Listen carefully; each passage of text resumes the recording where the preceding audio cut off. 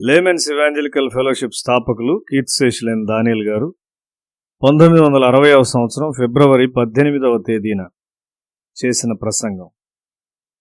తిమోతికి రాసిన 2వ పత్రిక 2వ అధ్యాయం 21వ వచనంలో, ఎవడైనను వీటిలో చేరక తన్ను తాను పవిత్రపరచుకున్న ఎడల వాడు పరిశుద్ధపరచబడి యజమానుడు వాడుకొనుటకు అర్హమైన ప్రతి సత్కార్యమునకు సిద్ధపరచబడి ఘనత నిమిత్తమైన పాత్రయై ఉండును.